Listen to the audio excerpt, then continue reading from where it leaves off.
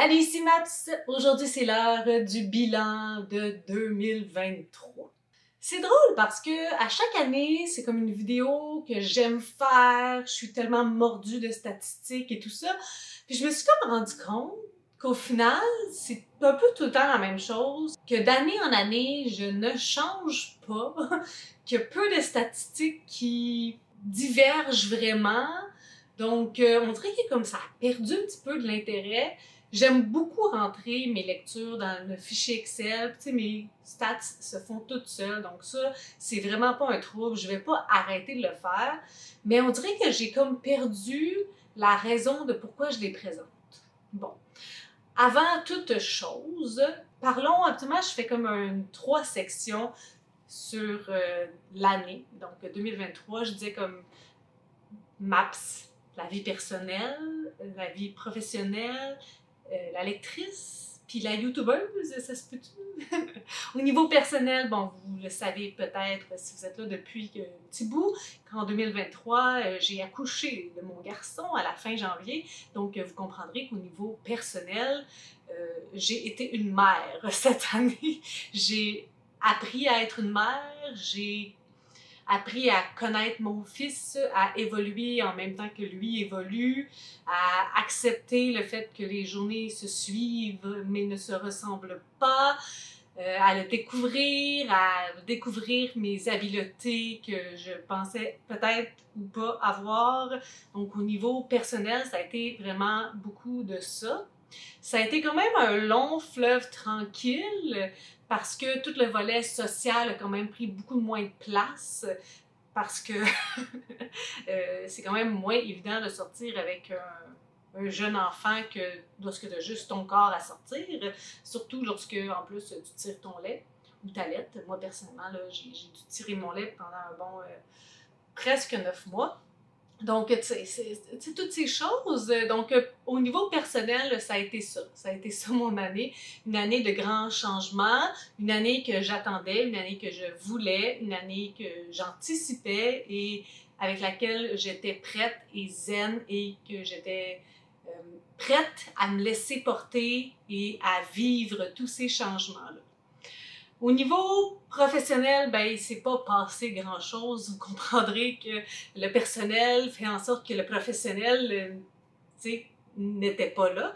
Donc, ça a été une année où je n'ai pas travaillé. Ça a été une année au niveau professionnel difficile, dans le sens que dans les dernières années, je commençais à être à mon pic, de me sentir bien dans mon travail et tout ça. Puis je suis pas partie de mon travail parce que je voulais plus travailler, mais c'est parce que je voulais un enfant, puis les deux situations ne pouvaient pas coexister, surtout que c'est pas nécessairement à cause de la COVID que j'ai été retirée, mais parce que je suis pas immunisée contre une tonne d'affaires, puis que je travaille avec des enfants à la maternelle, donc, tu sais, vous comprendrez que j'aurais été sortie de ma vie professionnelle pendant 21 mois. C'est long pour quelqu'un qui ne se considère pas être faite pour être une femme à la maison, une mère à la maison, une personne à la maison.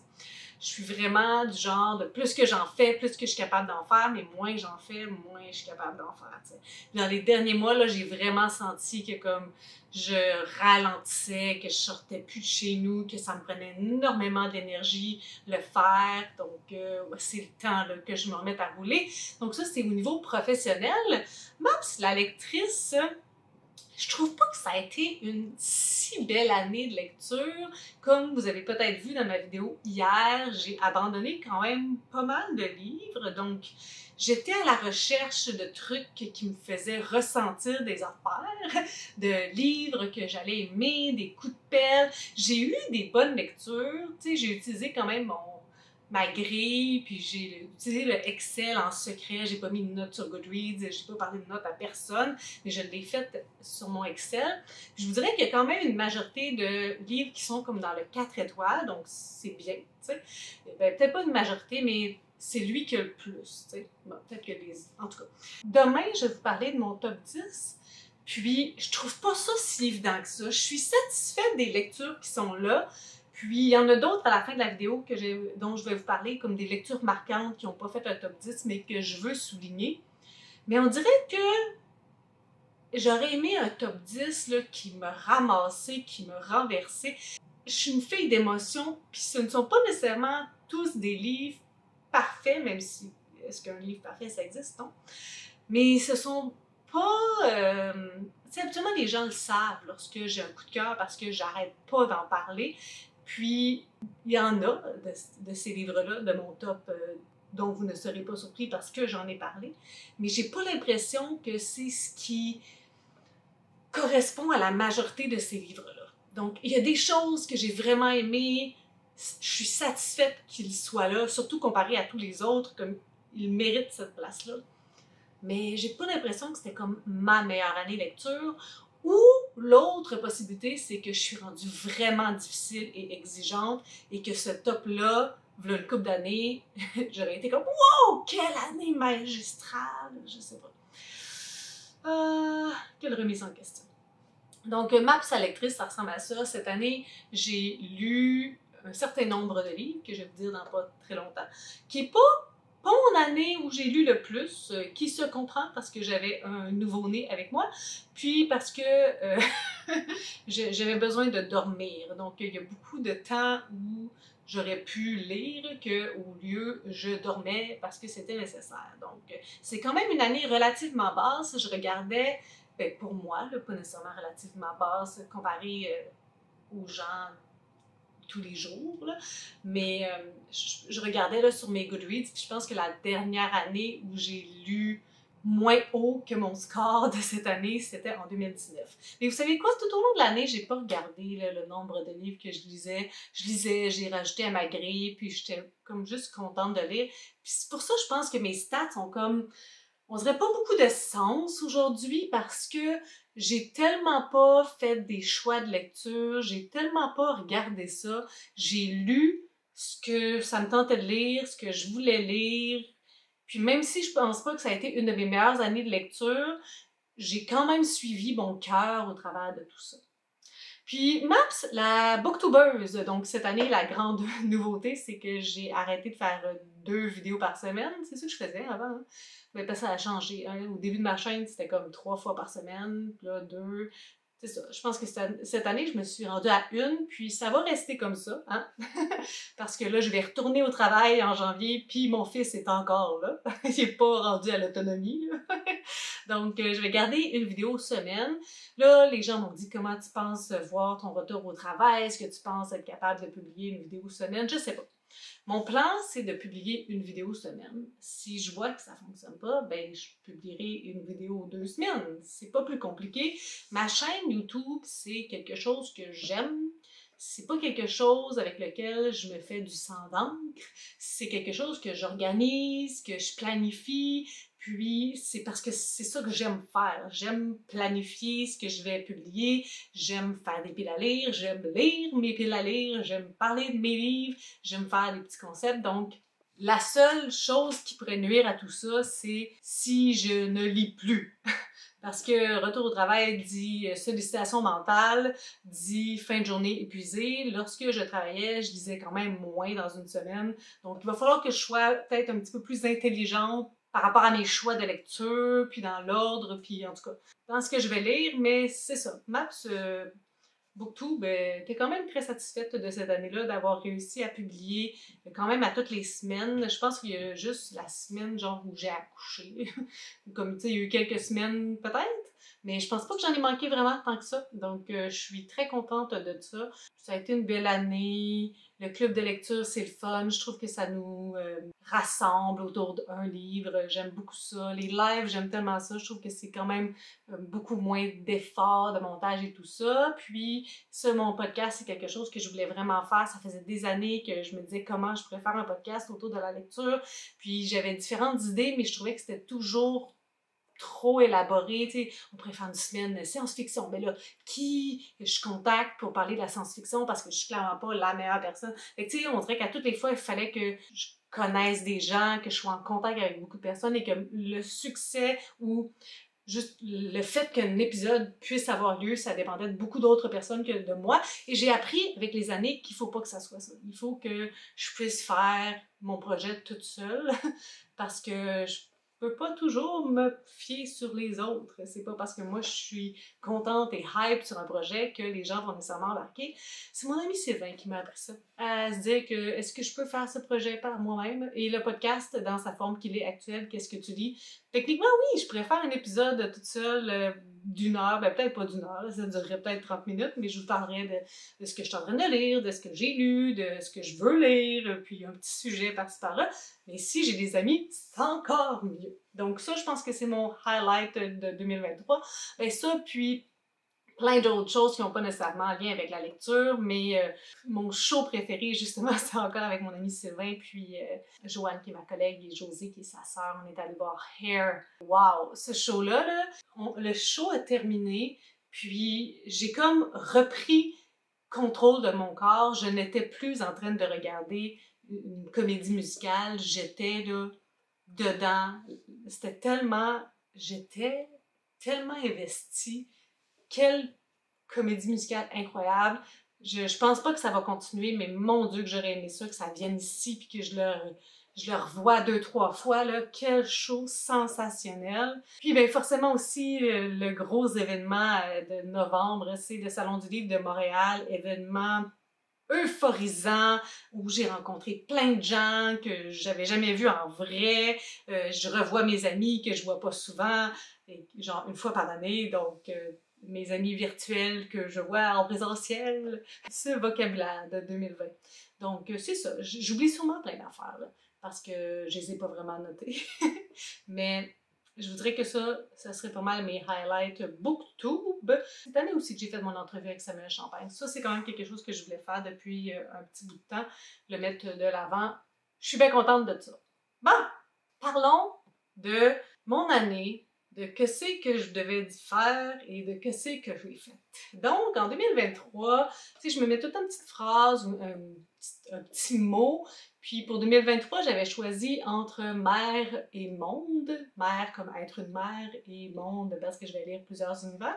Je pense que ça a vraiment bien collé avec mon année. C'était vraiment ça. En priorité, j'ai été une mère et j'ai lu plusieurs ouvrages qui m'ont amené un peu partout. J'aurais peut-être dû ajouter entre mère, sieste et monde, mais bon, ça me va. Ma pile à lire, j'ai fait une purge cette année, j'ai enlevé des livres de cette pile de vieillerie, j'ai lu quand même une coupe de mes affaires, et donc, en ce moment, je ne vais même pas noter le nombre de trucs que j'ai lus, que j'ai enlevés, c'est pas grave. Mais pour commencer l'année 2024, ma pile à lire est à 45 livres. Je m'en viens proche d'un chiffre qui va être très, très, très confortable. 2024 sera peut-être mon année. Donc, ouais, je suis très contente de finir l'année avec 45 livres. Je pense pas que j'en ai lu tant que ça de ma pile à lire, mais j'ai abandonné des trucs, j'ai fait du ménage sans même les avoir lus. Donc, ça commence à avoir du bon sens. Elle aurait pu être plus petite que ça, mais bon, il y a eu des achats, des trouvailles, d'une quantité de 12, des cadeaux. Hein? Sylvain Desmentis m'a envoyé une boîte avec 8 livres et j'ai reçu 9 services de presse. Donc ça fait un total qui a été ajouté de 29 livres. J'en ai lu juste 11, mais je vous dirais que le Salon du Livre de Montréal, je suis repartie de là avec 10 livres, puis les cadeaux, c'est 8 livres, donc c'est quand même un ajout de 18 livres qui est arrivé dans les derniers mois. J'étais pas pire sur une vague avant ça, mais bon là, 11 sur 29, c'est moins bon. L'année prochaine, je veux vraiment essayer de faire un effort pour lire à toutes les fois que j'achète ou je reçois quelque chose. D'ailleurs, c'est ce que j'avais commencé à faire cette année et j'ai de façon générale bien réussi, sauf les cadeaux, puis le Salon du Livre de Montréal. Emma Tapal, j'ai fini ça. Emma Tapal, ça a été une purge. Emma Tapal cette année, 7 abandons sur 12 catégories, puis je les remplace pas. Hein? Je l'ai essayé, je l'ai pas aimé. Ciao! C'est ça l'objectif. Par contre, sachez que demain, dans mon top 2023, il y a 2 lectures qui vont y être, qui sont dans mes tops et qui étaient sur Emma Tapal. Donc, lui fait du ménage, mais j'ai trouvé des pépites en faisant le ménage aussi. Je vous en dis pas trop, parce que je vais vous en parler demain. Je m'étais donné comme objectif de lire 3 auteurisses, tous les livres de 3 auteurisses. Ça, c'est fait. Ben, en fait, il y a eu du ménage là-dedans aussi, donc j'avais Martine Delvaux. Ça s'est arrêté le projet assez vite. Comme je vous ai dit hier dans ma vidéo des abandons, j'ai abandonné 2 livres de Martine Delvaux, puis je me suis dit, OK, on arrête le projet. Biz, ça avance un petit peu plus que ça. J'ai fait 2 lectures bof de Biz, soit Mort Terrain et Les Abysses. Et j'ai abandonné un ouvrage et c'est là que je me suis dit, ah, on arrête le projet. Donc, la seule personne qui a survécu dans mes 3 auteurisses, c'est Delphine de Vigan.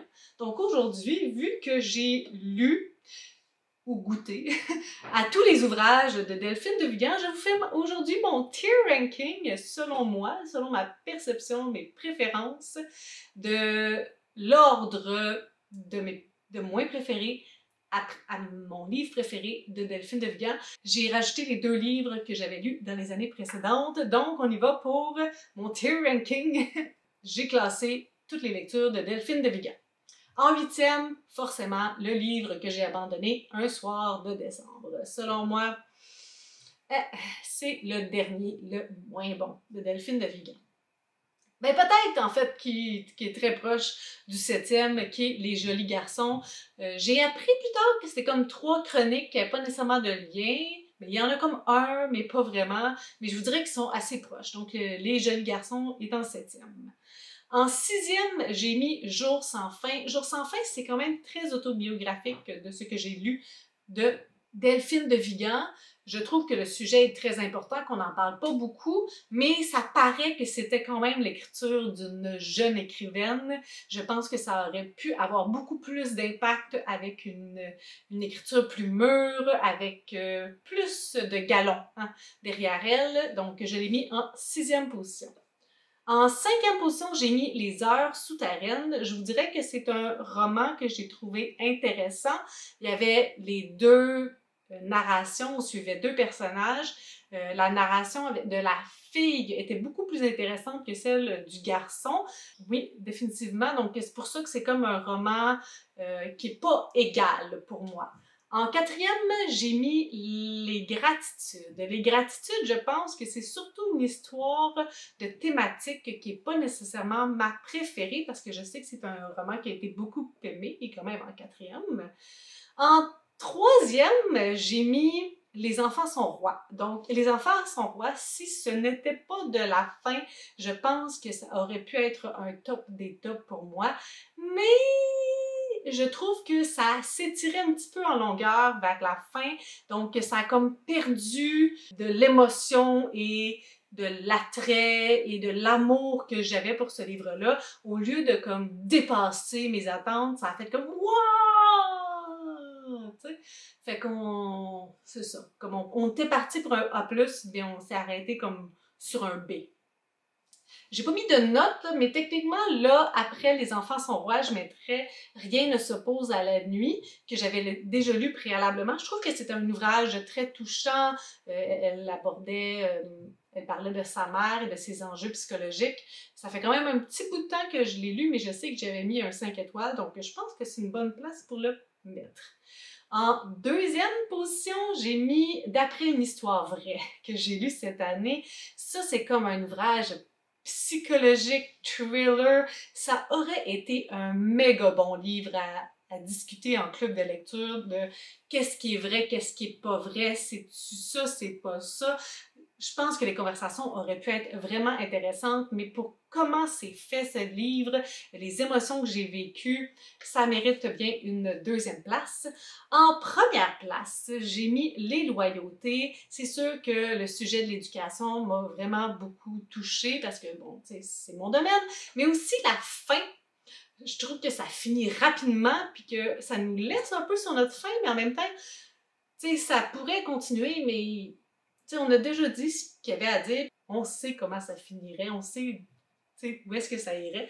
Donc, je trouvais ça ambitieux, original, où est-ce que ça a arrêté. Et en 0, au top de ça, je dirais que c'est l'ouvrage No et moi, le premier que j'ai lu de Delphine de Vigan. C'est sûr que le sujet des personnes sans domicile fixe, c'est quelque chose de très qui me touche beaucoup.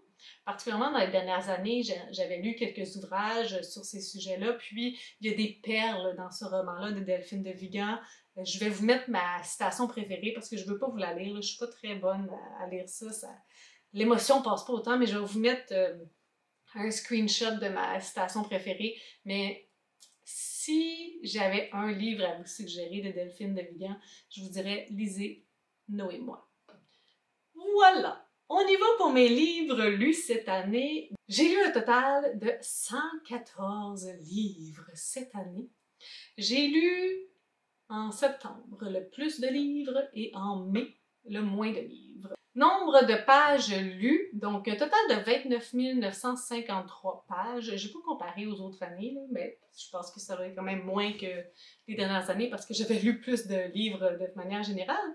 J'ai lu le plus de pages en août, donc c'est même pas au mois de septembre où j'ai lu le plus de livres, mais j'ai lu le moins de pages au mois de juin. Qu'est-ce que ça veut dire? Qui sait?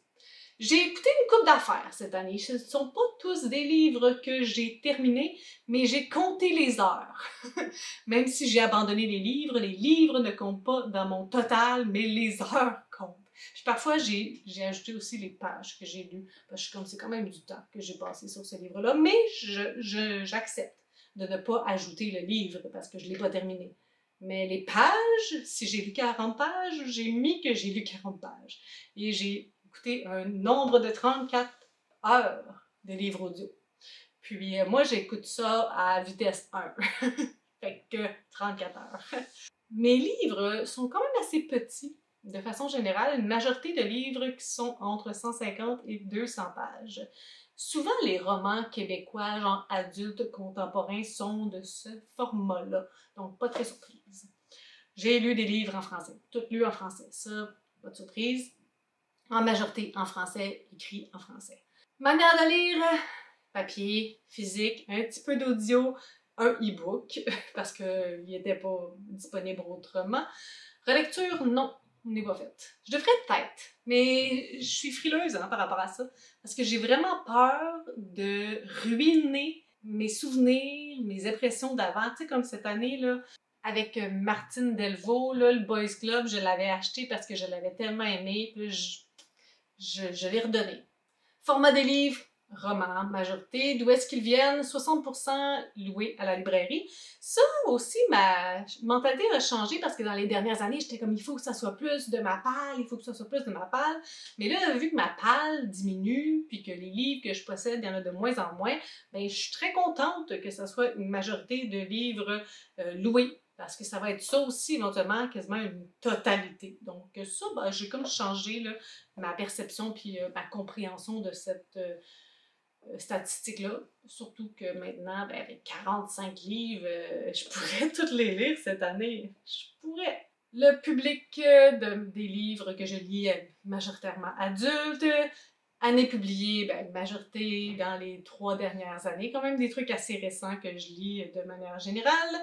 Genre littéraire, une majorité de contemporains, mais là, il faut que je me penche un petit peu là-dessus, parce qu'en regardant mes tops des dernières années, je me suis rendu compte que pour une fille qui lit en majorité du contemporain puis du québécois, c'est pas proportionnel dans mes tops de l'année. Donc, je devrais peut-être essayer de lire d'autres genres qui ont tendance à se classer, même si j'en lis pas autant. Mais, si j'en lisais plus, peut-être qu'ils se classeraient plus. T'sais, par exemple, la science-fiction, dans les dernières années, on dirait que j'ai tout le temps au moins un ouvrage de science-fiction, mais j'en lis vraiment pas tant que ça.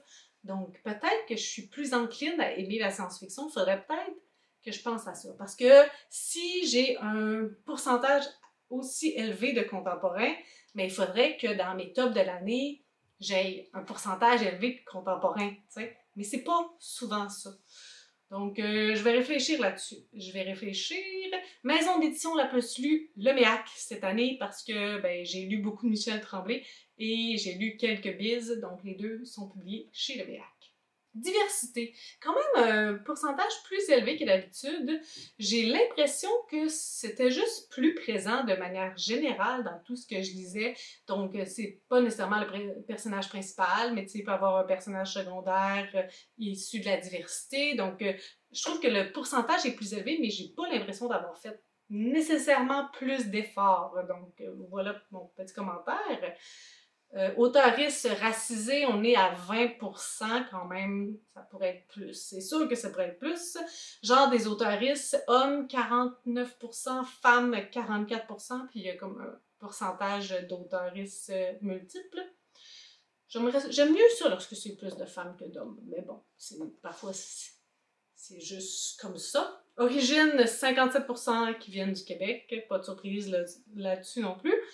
Les auteuristes, est-ce que sont nouveaux pour moi ou c'est des auteuristes que j'ai déjà lus? Ça, je trouve ça intéressant comme donner 55% qui sont nouveaux et 44% qui sont des auteuristes que j'ai déjà lus. Je pense que j'aime cette balance-là. Tu sais, soit 50-50 ou un petit peu plus de nouveaux versus des anciens.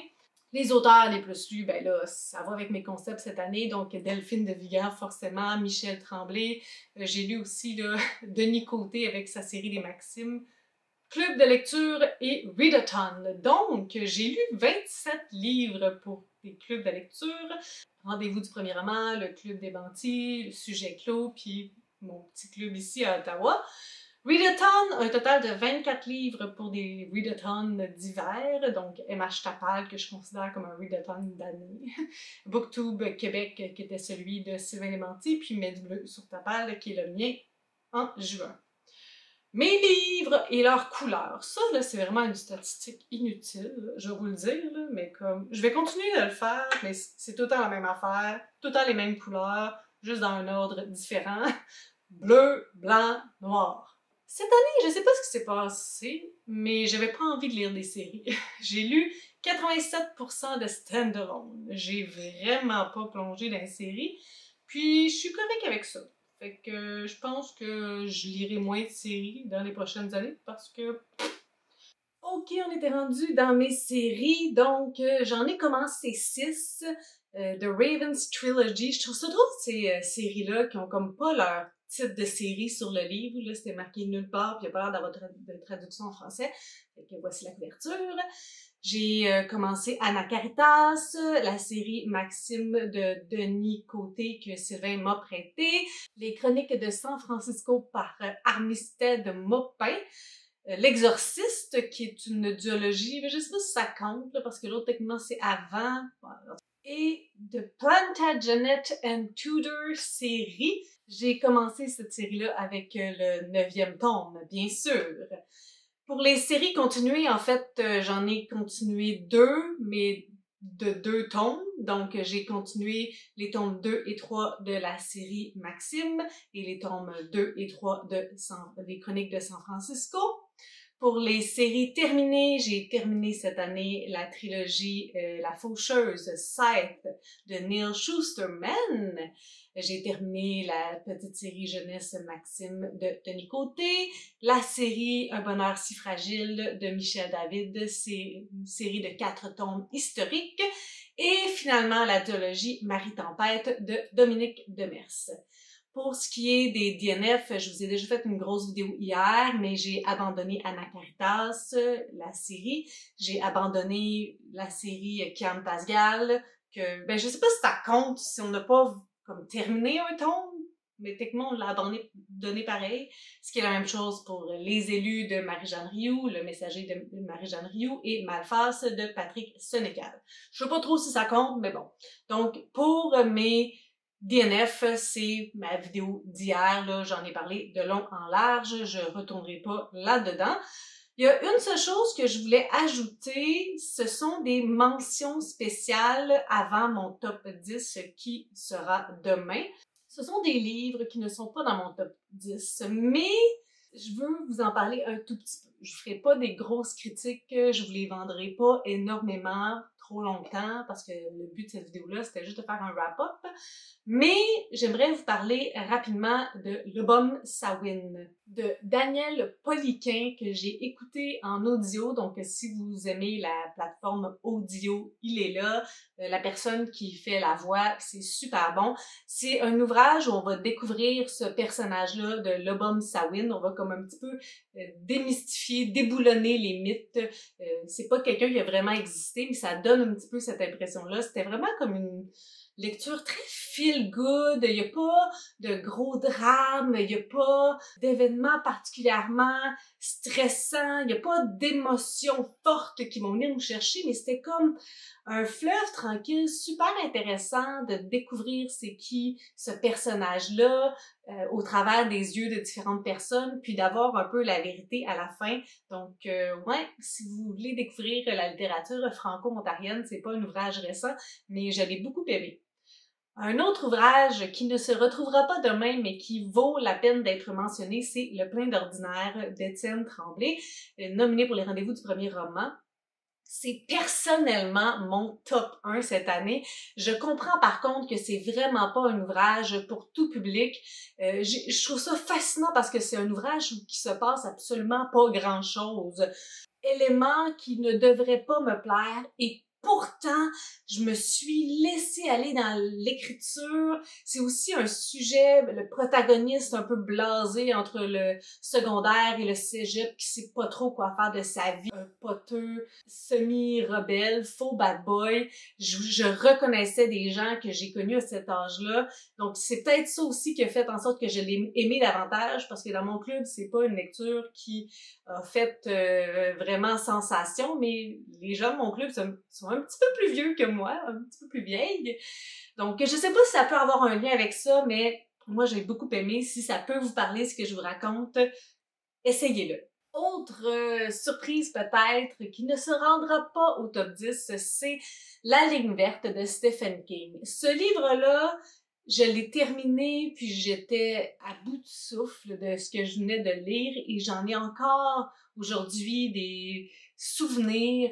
Sauf que la raison pourquoi il peut pas être plus haut que ça, c'est que ça a pris du temps à m'embarquer dans la lecture, puis à comprendre où est-ce qu'on s'en allait, puis à voir le casse-tête, à comprendre les morceaux, comment ils allaient s'imbriquer les uns dans les autres. Lorsque ça a été fait, j'ai embarqué, là, j'étais là pour la ride, mais c'est la seule petite chose qui fait en sorte que ça peut pas aller plus haut pour moi. Mais, malgré tout, ça a été une lecture mémorable. Stephen King, moi. J'aimerais parler rapidement de Delphine de Vigan avec D'après une histoire vraie. C'est un thriller psychologique. Il n'y a rien d'autre que Delphine de Vigan a fait qui ressemble à ça. On est mélangé entre la vérité et le mensonge. On sait pas qui croire, on sait pas quoi croire. Et on finit peut-être avec des réponses, mais on finit avec des questions surtout. Habituellement, j'aime pas tant ça, mais la ride en valait tellement la peine. Donc, c'est une autrice qui a eu un gros succès puis qui sait plus comment écrire. Donc, il y a une de ses amies qui va lui dire, ben, je vais t'aider, là, je vais faire ta cuisine, là, je vais m'occuper de toi, puis toi, écris. Mais bon, ça ne fonctionne pas. Et le dernier titre digne de mention, c'est Famille royale de Stéphane Rousseau, qui a été un des premiers livres que j'ai lu cette année, qui est tout simplement l'histoire de Stéphane Rousseau, mais quelle vie qu'a eu ce gars-là, hors de l'ordinaire, une vie qui l'a forcé à devenir adulte plus vite, qui a un peu brisé son enfance à certains égards. Il a fait partie d'un club nudiste, puis ses parents voulaient vraiment qu'il réussisse dans le métier, donc il était dans les bars avant même d'avoir l'âge. Puis tu sais, il y a des situations problématiques par rapport à la sexualité et tout ça. C'est un ouvrage qui bouleverse. Ça vaut la peine d'être lu, mais définitivement, vous ne verrez plus le personnage de Stéphane Rousseau de la même façon par la suite parce que c'est très à cœur ouvert. C'est écrit quand même avec bienveillance, avec douceur, malgré les situations problématiques qui se sont passées autour de lui, mais c'est quand même quelque chose d'assez gros. Donc voilà, ça fait le tour pour cette vidéo bilan slash stat de 2023. On se retrouve demain avec la crème de la crème. Si vous avez aimé cette vidéo, n'hésitez pas à mettre un petit pouce, à vous inscrire à ma chaîne. Je publie une vidéo le samedi. Sur ce, je pense que j'ai fait ma conclusion en vert. Je vous souhaite de bonnes lectures.